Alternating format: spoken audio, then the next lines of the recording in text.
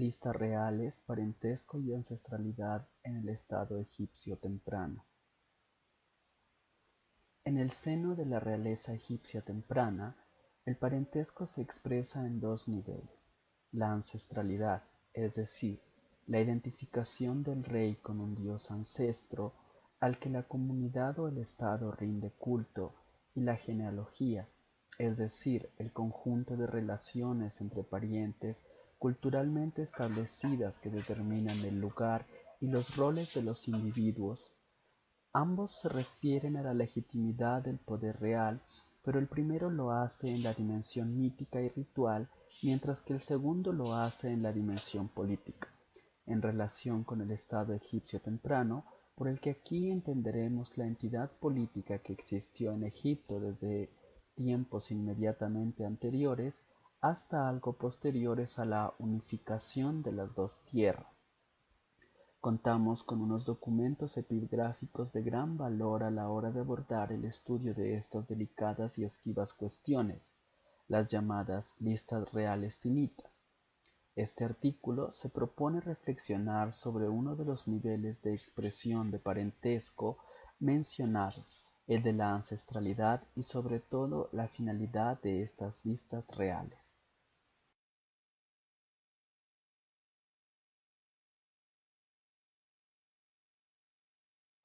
Contemporáneamente a la formación y primera ordenación del Estado egipcio unificado, después de que los reyes del reino alto egipcio y de Abido hubieran completado la anexión del Egipto medio y del delta y hubieran creado una entidad política que se extendía desde la primera catarata del Nilo hasta el Mediterráneo, la escritura, también incipiente en aquellos tiempos, fue empleada entre otras cosas para registrar listas reales, es decir, secuencias de al menos dos nombres de reyes que reinaron sucesivamente. Las hay también de 3, 4, 5 y hasta 8 nombres.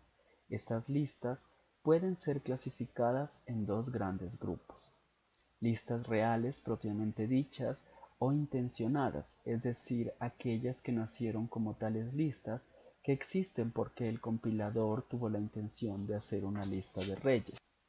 Listas indirectas o resultantes, es decir, aquellas que no son obra del único compilador, sino que son el resultado del sucesivo añadido de los nombres reales uno junto a otro y reinado tras reinado por parte de distintos escribas sobre el objeto en que están inscritos, con el fin de indicar el sucesivo propietario del mismo. Los ejemplos más notorios del primer grupo son dos improntas de sellos halladas recientemente por Dreyer en sendas tumbas de la dinastía I en el cementerio real de el-Kaf en Abido, y una lista grabada en la estatuilla del sacerdote Hotepdief de la segunda o tercera dinastía, originaria de Mitrahina en Memphis, pero cuya procedencia exacta es desconocida. Los sellos reproducen: 1. La lista de los primeros 5 reyes de la dinastía I, más el nombre y el título de la madre del rey Meretneit, y el otro, la lista completa de los 8 reyes que conforman la primera dinastía, esta vez sin la mención de Meretneit. En ambos casos, los nombres reales son los que corresponden al título de Horus, divinidad cuyo nombre precede a la del rey, aunque sin el Serej, y también en ambos casos otra divinidad, el dios chacal Gentiamentiu, aparece citado de manera significativa, como se verá. Por lo que se refiere a la estatua de Hotepdief, la lista está grabada en su hombro izquierdo y enumera los primeros 3 reyes de la segunda dinastía. Se trata igualmente de los nombres de Horus de los reyes que está esta vez inscritos en sus correspondientes serejes, coronados por el logograma del halcón. Estas listas de este grupo, por tanto, se caracterizan porque el nombre real registrado es el que corresponde al título de Horus, es decir, al título en virtud del cual el rey se identifica con el dios ancestro de la monarquía faraónica.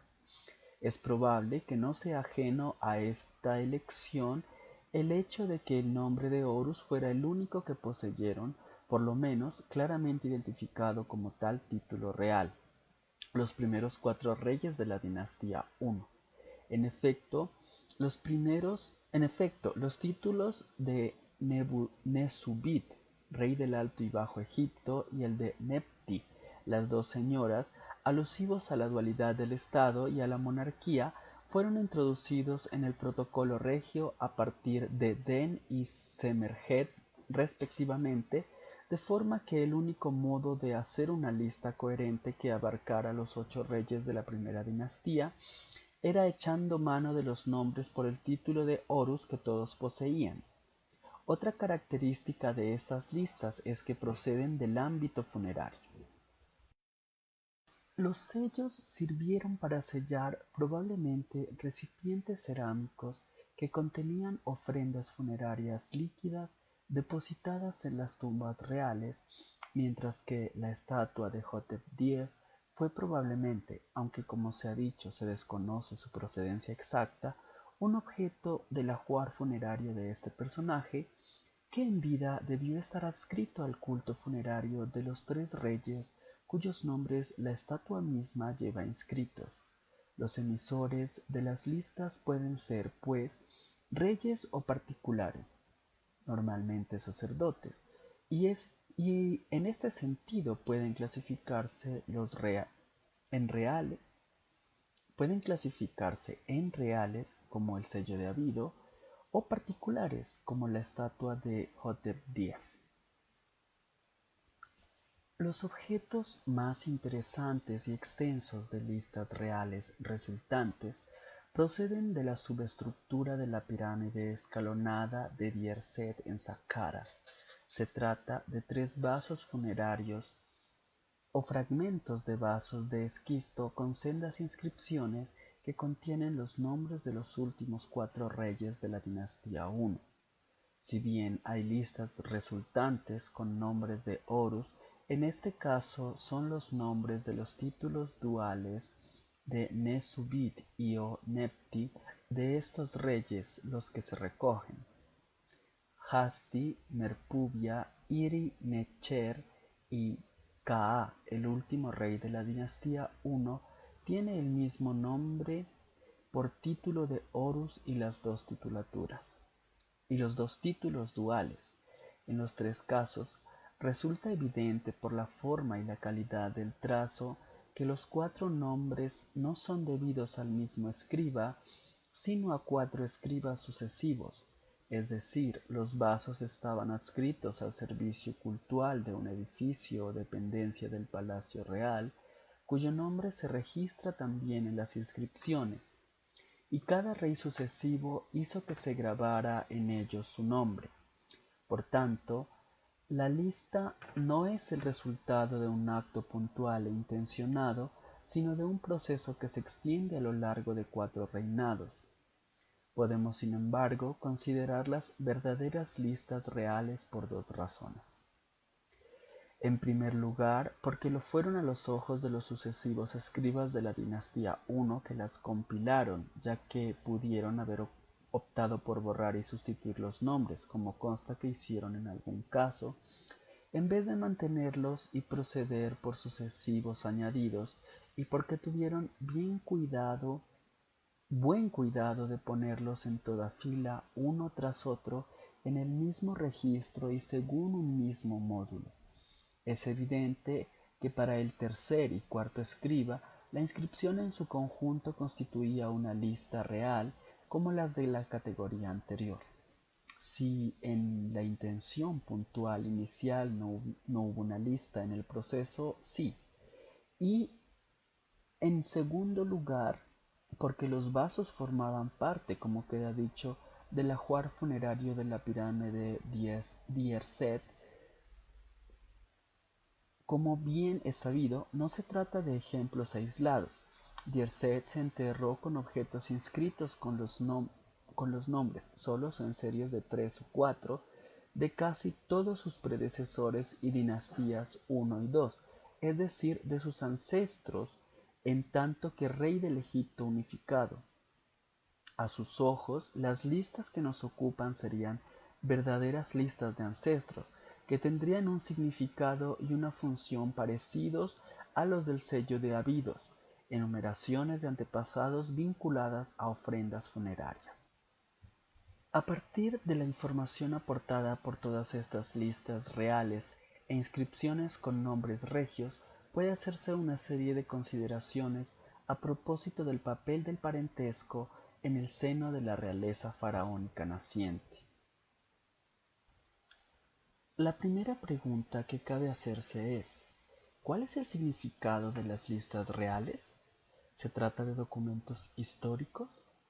Veamos cómo se posicionan algunos de los autores que han reflexionado sobre estas cuestiones en los últimos años.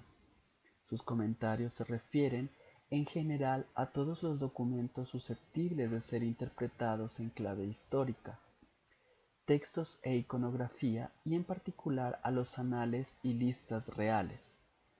D. B. Redford escribe: los egipcios hablaron e hicieron uso del pasado en formas de composición escrita y declaración oral muy diferentes de lo que nosotros clasificaríamos como historia. La búsqueda de una forma de composición egipcia durante los tiempos faraónicos, a la que podamos aplicar el término de historiografía, ha llegado pues a un final abrupto. No hemos podido encontrar ninguna, y el propósito de estas listas no fue histórico, sino más bien cultural. T. A. H. Wilkinson afirma: erigidos en un contexto cultural, los anales fueron diseñados para promover una visión ideal de la realeza. En consecuencia, los eventos registrados son los que enfatizan las funciones propias del rey en relación con los dioses y con la preservación del orden creado, y esto mina por completo la fiabilidad del canon de Turín como fuente para el reino antiguo y el período dinástico temprano. Por su parte, J. Assmann dice: el propósito principal al registrar estos eventos no fue, como lo sería más tarde para Heródoto, el de rescatar el olvido de las grandes hazañas de la humanidad. Nuestro concepto normal de evento es el de algo fuera de lo común, fuera del esquema normal de las cosas. En Egipto, en cambio, los únicos eventos registrados son precisamente aquellos que constituyen el esquema de cosas. Sin embargo, estos mismos autores en las mismas obras afirman: la conciencia de la secuencia de semejante hilera de unidades idénticas, la lista real, es en sí misma una aproximación interpretativa, aunque rudimentaria, a nuestro concepto de historia. Redford. Hay listas reales que fueron compiladas con fines archivísticos o históricos, con propósito de exhaustividad. El canon de Turín parece representar un intento consciente por parte de los egipcios de compilar una lista completa de reyes del pasado. Y interpretemos cómo interpretemos los detalles de estas escenas, la paleta de Narmer, por ejemplo, las preferencias de la historia son evidentes. Las referencias a la historia son evidentes. Se trata de la representación de un evento único en el tiempo y en el espacio, una victoria del sur sobre el norte. Me parece evidente que estos autores incurren en una contradicción teórica. Esta contradicción es debida, a mi modo de ver, a la ausencia de una clara toma de posición epistemológica de base, al hecho de que no se separa de manera suficientemente tajante el discurso mítico de los textos y de la iconografía egipcios del discurso histórico occidental, es decir, falta resolver lo que podría llamarse la cuestión ontológica. Los historiadores de las religiones y de las mentalidades, a partir del análisis histórico y cultural del comparatismo etnográfico, insisten en que el discurso mitopoético y el discurso histórico racional son opuestos e irreductibles el uno al otro. La verdad de uno es cuantitativamente distinta a la del otro. Entre uno y otro hay, comillas, una distancia que más aún que temporal es de orden intelectual. Entre mitos y logos la separación es tal que la comunicación no existe. El diálogo es imposible, la ruptura está consumada. Incluso cuando parecen contemplar el mismo objeto, apuntar en la misma dirección, los dos géneros de discurso permanecen mutuamente impermeables.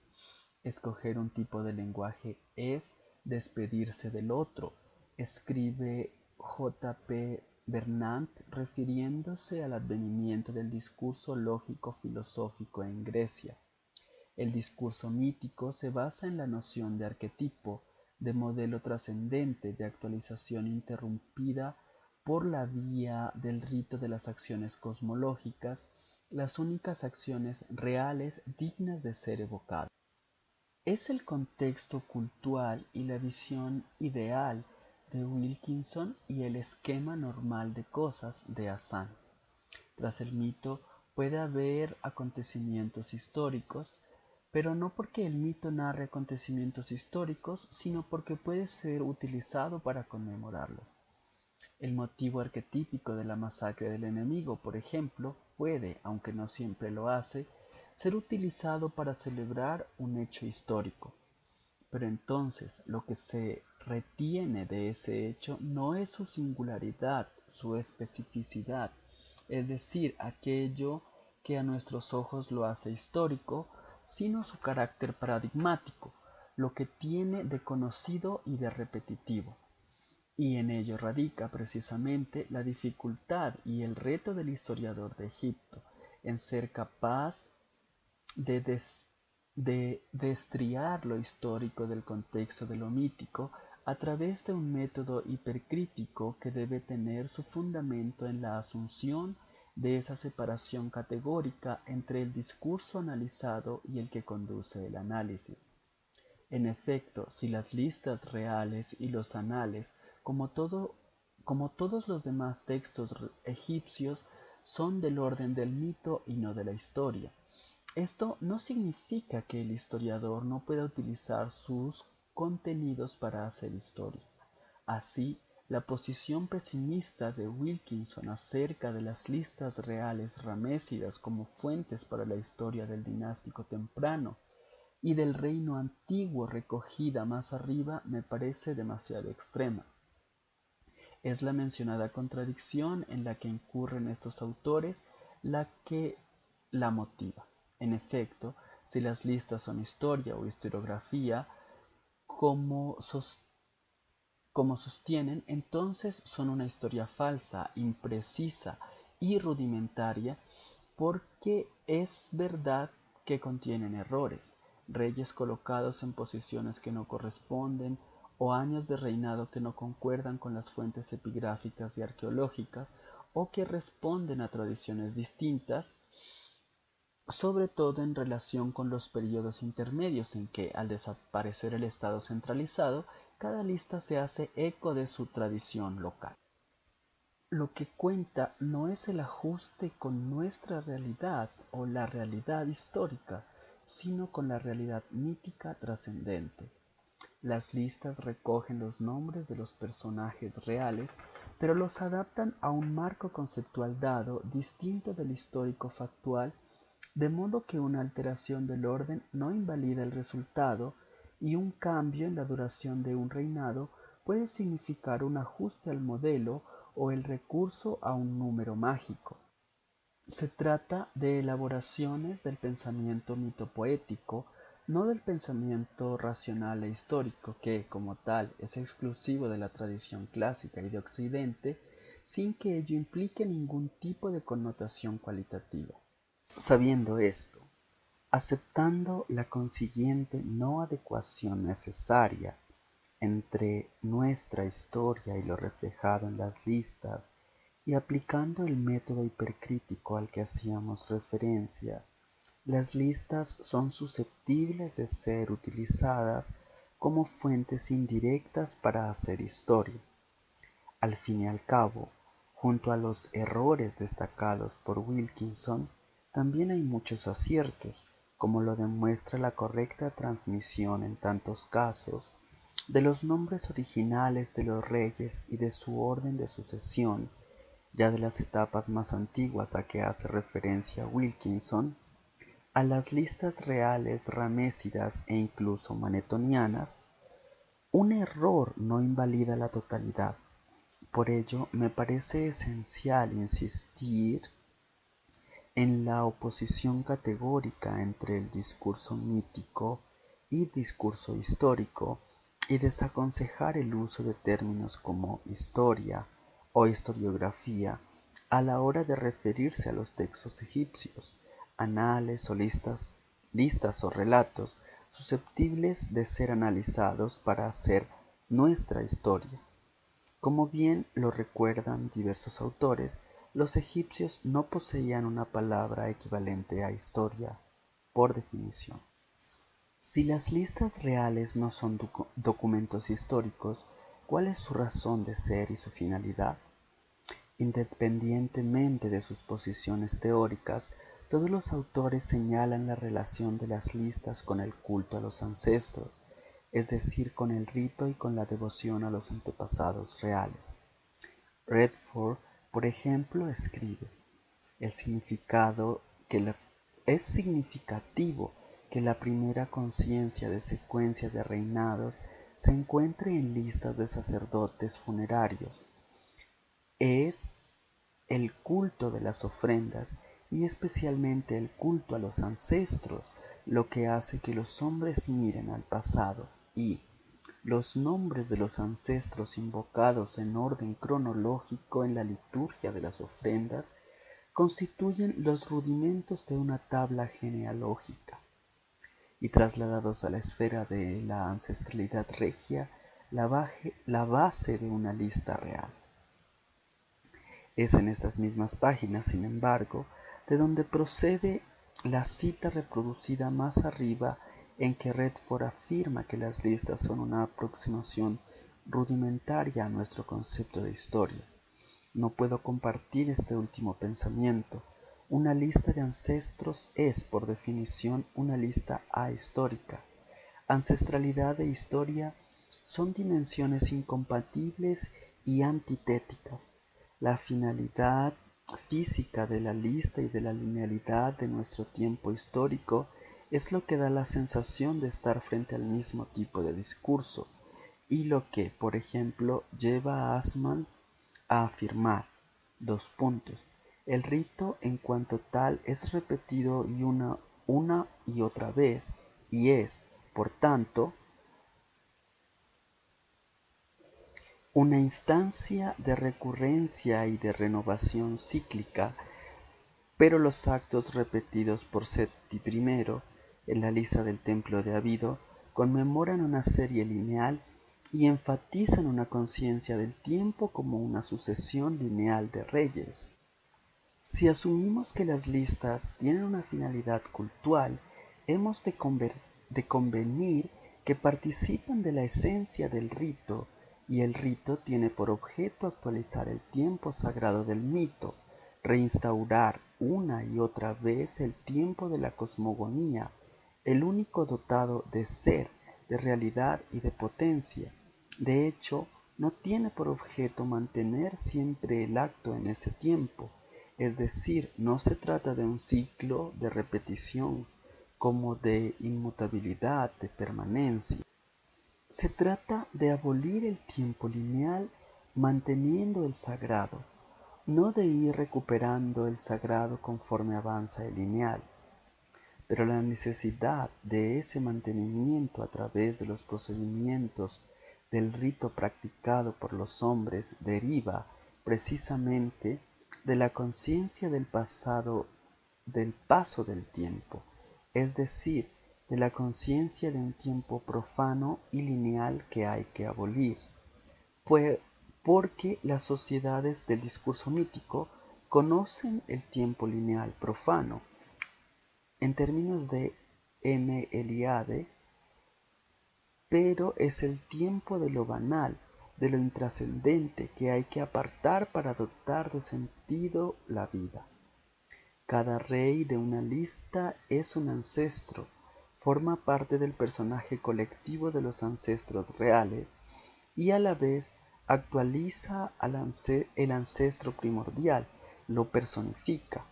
En 1958, H. W. Fairman escribía: Amenhotep I y Ramsés II son tratados exactamente como si fueran contemporáneos, realizando juntos el mismo rito, mientras que de hecho estuvieron separados por unos 2 siglos y medio. Esta extraordinaria situación debe implicar no sólo que el rey celebraba el culto de sus ancestros, sino que él mismo se identificaba literalmente con ellos y que incluso en vida era uno de ellos. Así, en el ámbito de la realeza, la evidencia de la línea del tiempo profano es abolida mediante la reconducción de cada rey individuo de la lista al rey arquetipo en virtud del contexto ritual. No hay actualización o ciclo sino permanencia, porque el arquetipo no vuelve, es. Así, la lista no enfatiza una sucesión lineal, sino que resuelve la multiplicidad inmanente y coyuntural de la unicidad trascendente y sagrada, reconduce la línea a un tiempo inmutable y esta es su razón de ser. Lo mismo ocurre con los anales. No se trata de hechos singulares, únicos e irrepetibles, es decir, de hechos históricos, sino de hechos cultuales, litúrgicos, reiterativos. Los hechos de siempre. Las listas reales, que son, insistimos, realidades de culto, son, pues, todo lo contrario de lo que parecen.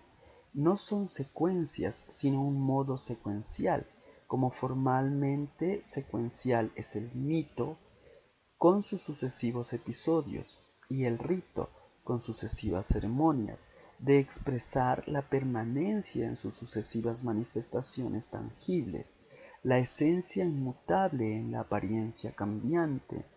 La secuencia es aquí forma, no significado. El hecho de que las listas sean realidades de culto es, finalmente, otra razón más para desechar su condición de documentos con finalidad histórica. En efecto, para que haya historia ha de haber, por una parte, contenidos históricos, que ya hemos visto que los documentos egipcios que nos ocupan no comportan, y por otra, un destinatario de la memoria histórica que por definición ha de ser humano. A. H. Gardiner creía que las listas y anales reales tenían un destinatario humano.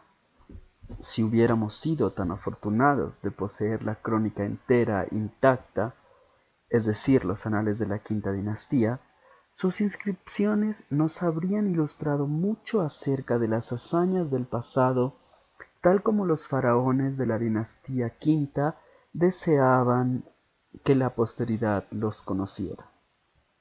Pero Assmann reconoce que no es así.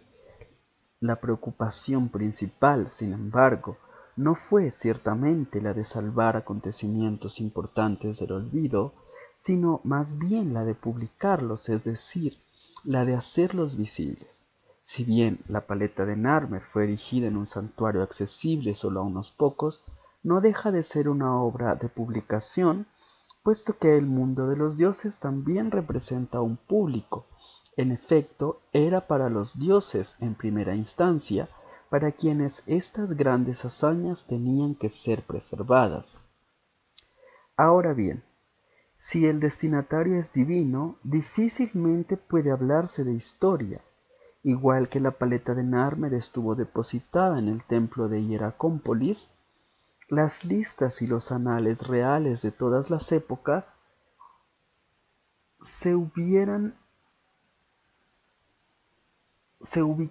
en contextos cultuales o templos funerarios es decir, en contextos accesibles a unos pocos o completamente inaccesibles, en todo caso siempre sagrados. Tuvieron también, en esencia, por tanto, un destinatario divino y un significado mágico ritual del todo extraño al discurso histórico. El comparatismo etnográfico puede sernos muy útil a la hora de intentar comprender el sentido y la función de las listas reales, precisamente porque nos permite observar cómo proceden respecto a este tipo de realizaciones culturales las sociedades del discurso mítico. En 1996 tuve ocasión de viajar a Senegal para participar en un congreso de estudios africanos. Visitando el Museo de Historia de Dakar, me sorprendió encontrar una sala dedicada a los linajes de las distintas familias reinantes o jefaturas de la región.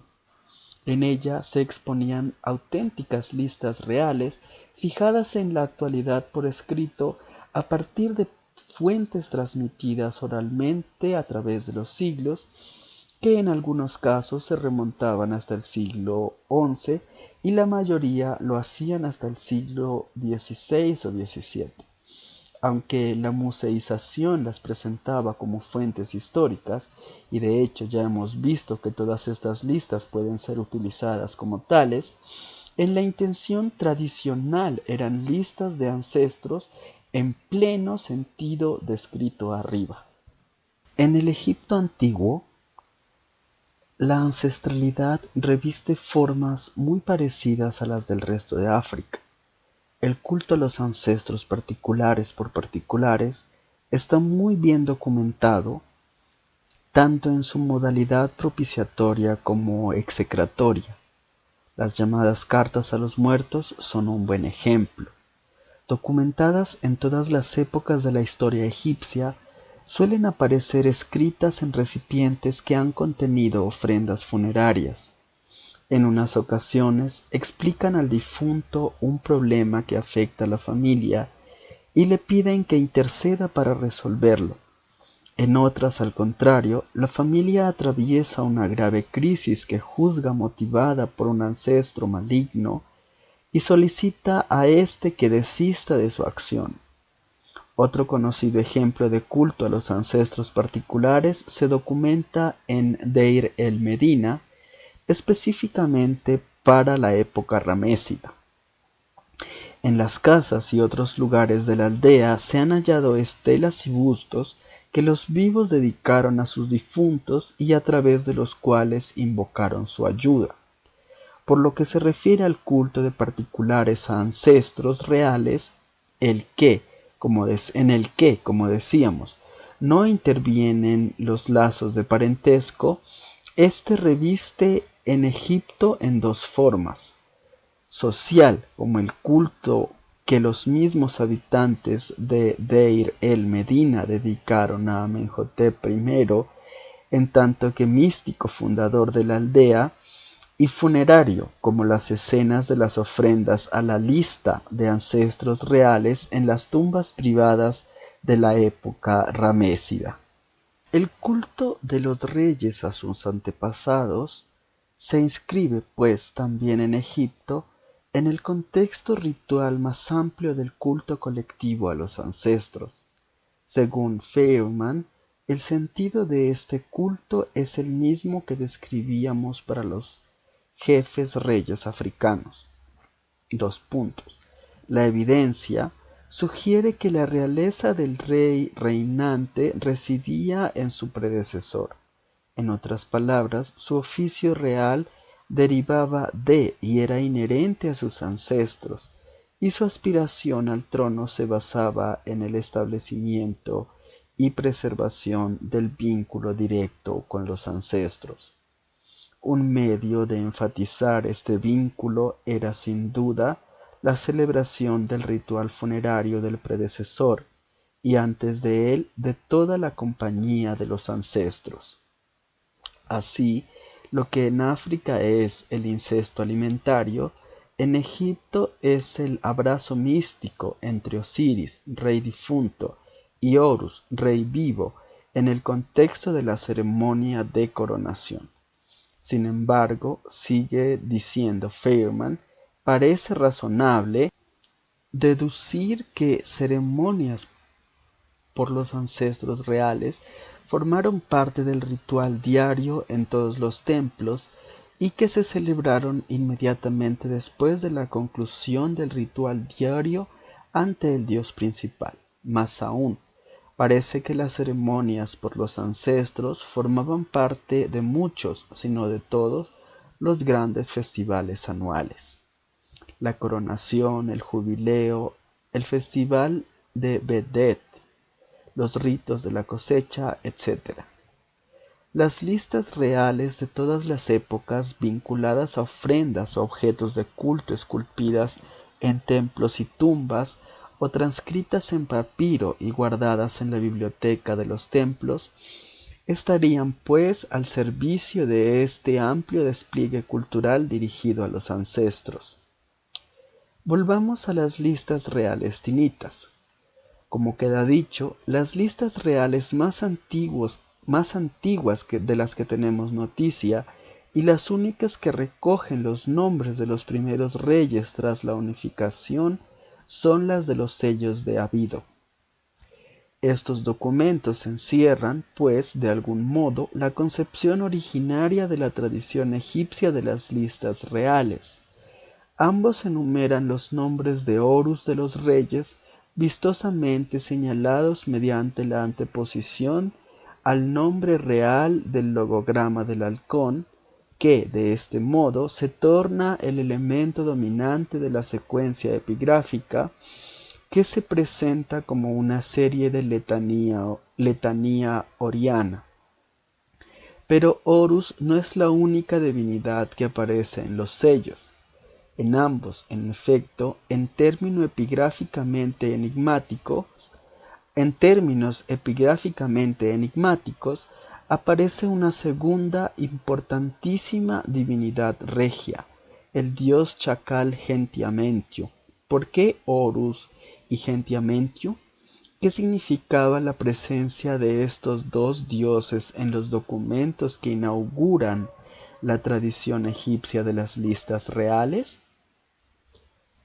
Horus es en Egipto lo que, por ejemplo, Niakang es entre los Shilluk y cualquier ancestro fundador es en una jefatura realeza africana documentada etnográficamente. Horus es el dios consubstancial con el rey, es decir, aquel con el que el rey reinante se identifica, aquel que cada rey reinante encarna. Uno de los títulos de la reina de la época tinita es precisamente Mehet-Heru, la que ve a Horus.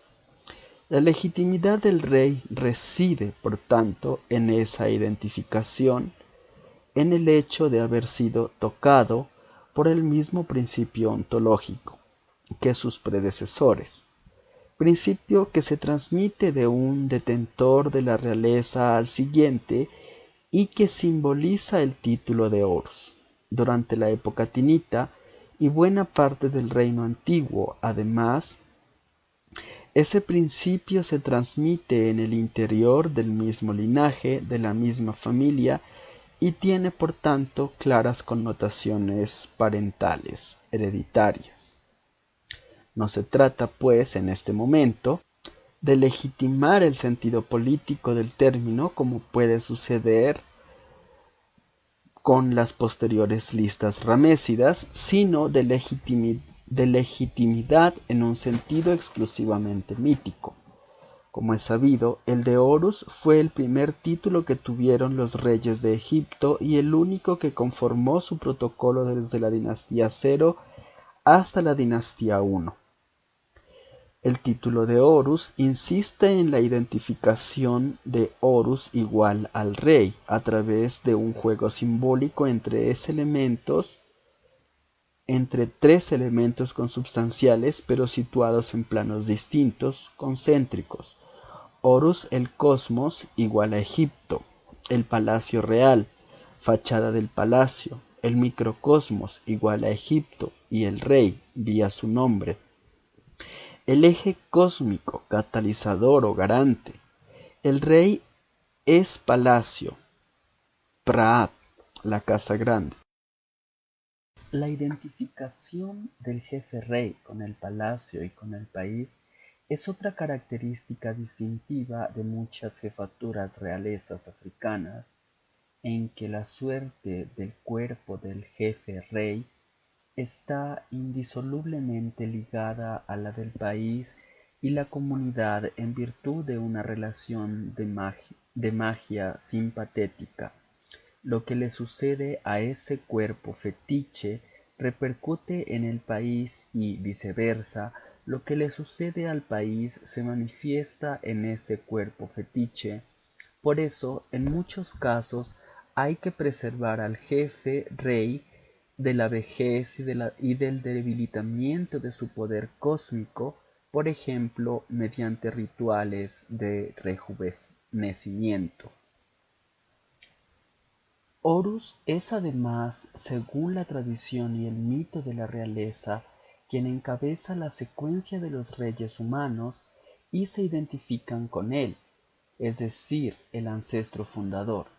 En el Papiro Real de Turín y en otros textos de tradición regia que aluden a los orígenes, a los reyes humanos, pero míticos que preceden a Menes se les llama Shmes Horu, es decir, seguidores de Horus. Es muy probable, en tanto que tal ancestro fundador como Horus fue adorado por los reyes tinitas en el templo de Hieracómpolis, desde antiguo centro de culto del dios halcón. Allí consagraron sus objetos votivos los reyes que de esta forma más decisiva intervinieron en la construcción y consolidación del Estado unificado, el nuevo orden de las cosas. Escorpión, Narmer a comienzos del dinástico y Hasegem a finales de la dinastía II tras una nueva escisión y unificación del país. Muy probablemente Hieracómpolis era el lugar procedente de su linaje y los testimonios más antiguos de algunos de los motivos más característicos de la iconografía faraónica, como la masacre del enemigo o la carrera del festival de Set, se documentan por primera vez en la llamada tumba 100 de Hieracómpolis, fechada en Nagada 2C, algo antes del comienzo de la unificación. Este origen hieracompolitano explicaría el título de Horus de los reyes de la dinastía Cero, que residían en Abido, donde no se adoraba a Horus.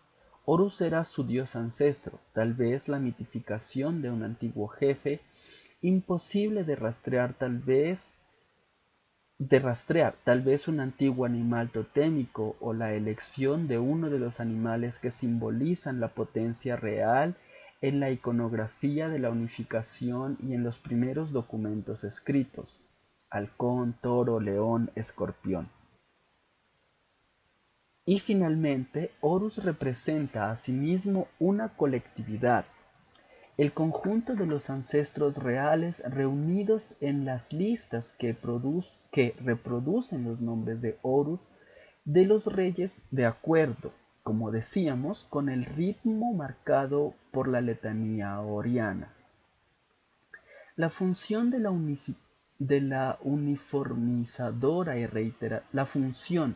uniformizadora y reiterativa que en las listas ramesidas desempeñarán el título de Nesu-Bit, rey, y el cartucho, aquí la desempeña el logograma del halcón.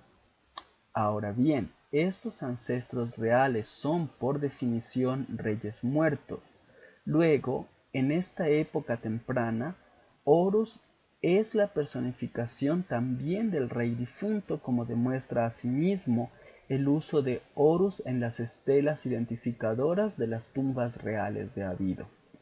Es muy probable que no sea ajena a este hecho la circunstancia ya señalada de que este fue el único nombre que poseyeron los reyes hasta mediados de la dinastía primera y el que retuvo inmediatamente después, por tanto, por razones de homogeneidad. Por esto, no deja de ser un reflejo de esta realidad simbólica que un solo ser desempeñe todas las funciones ancestrales. Ahora bien, en los sellos de Abidos, las cosas son más complejas. En efecto, en ellos, como decíamos, aparece por primera vez el dios Gentiamentiu vinculado con la realeza. Las menciones de Gentiamentiu se han interpretado como evocaciones del dios en la necrópolis de Abido, pero esto no explica por qué en el primer sello, el que enumera solo los primeros 5 reyes de la dinastía I de Narmer-Adén, Gentiamentiu aparece 3 veces delante de los nombres de los primeros 3 reyes, mientras que en el segundo sello se enumera los 8 reyes de la dinastía I de Narmer-Akaa. Gentiamentiu aparece solo una vez encabezando la secuencia.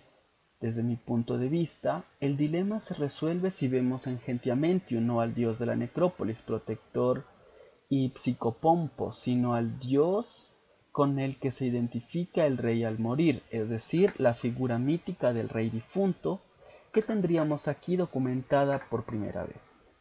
Desde esta perspectiva, Gentiamentiu prefiguraría a Osiris, el Osiris funerario regio, y la secuencia Gentiamentiu, Horus, Narmer prefiguraría, por ejemplo, la secuencia Osiris Pepi de los textos de las pirámides del Reino Antiguo. Es decir, Gentiamentiu significaría rey muerto, y este dios asumiría desde ahora el rol de ancestro funerario que más tarde pasaría a Osiris. Así, la mención única de Gentiamentiu en el segundo sello significa que todos los dioses están muertos y se han asimilado al ancestro funerario, mientras que las menciones delante de los reyes en el primer sello significan que solo esos 3 reyes están muertos en el momento en que el sello es encargado y confeccionado, mientras que los otros 2 están vivos. En efecto, la documentación sugiere una estrecha relación entre Diet, Den y la reina Meretneit, también mencionada en el primer sello, que podría interpretarse como una corregencia, institución para cuya existencia hay 2 indicios epigráficos en la dinastía I. El segundo sello opta por mencionar solo una vez a Gentiamentiu, mientras que menciona a 8 veces a Horus, una correspondiendo a cada rey, tal vez por el carácter más mítico arquetípico del primero frente al carácter más parental del segundo y al hecho de que éste está asociado al nombre específico del rey. Si esto fuera así, los sellos documentarían el momento de transición entre una concepción predinástica o preformal a otra dinástica o formal del culto a los ancestros reales. En la primera, un solo ser divino habría asumido todas las funciones ancestrales. En la segunda, de acuerdo con el nuevo principio de legitimidad sucesoria basado en la relación mística y ritual entre el rey padre muerto y el rey hijo reinante que se expresa en los ritos de coronación, abrazo místico, y en la obligación del sucesor de atender al entierro y al culto funerario del predecesor, y que es a su vez expresión de un principio social más amplio por el que el hijo hereda a su padre y se ocupa de su culto funerario. Las funciones ancestrales se reparten entre un ancestro dinámico con el que es consubstancial el rey vivo y un ancestro difunto con el que se identifican los reyes al morir. El carácter enigmático y controvertido de los sellos se debe, a mi modo de ver, a esta condición transicional. Horus es aún el ancestro total, tal vez solo en virtud de su propiedad designativa, pero a su lado aparece ya Gentiamentiu, que empieza a especializarse como ancestro difunto. Esta paradoja de las primeras listas se resuelve pues poco después, cuando en la segunda mitad de la dinastía I aparecen los títulos duales de Nesubit, rey del Alto y Bajo Egipto, primero, y de Nedbi, dos señoras, después, entre muchos otros usos. Estos últimos y los nombres que comportan se utilizan en listas reales resultantes. Esto significa que, en un primer momento, fueron grabados en vasos adscritos a algún culto celebrado en los edificios o dependencias del palacio real, también mencionados en las inscripciones, es decir, tuvieron la función de marcar la propiedad del objeto en un contexto ritual. El añadido sucesivo de nombres dio lugar a las listas que, en este caso, no enumeran nombres de Horus sino nombres duales, aunque existen también listas resultantes con nombres de Horus. No cuentan nunca con más de 2 nombres y son mucho menos vistosas que las que recogen los nombres duales. Cuando Djesert subió al trono, se encontró con un rico mobiliario cultual custodiado en las dependencias del palacio, heredado de sus predecesores tinitas y en algunos casos inscrito con sus nombres. Para él, las listas grabadas en los vasos que conforman parte de ese mobiliario eran las listas de sus ancestros, y probablemente con el fin de encomendarse a ellos hizo depositar los vasos entre su ajuar funerario en la subestructura en la pirámide escalonada de Saqqara.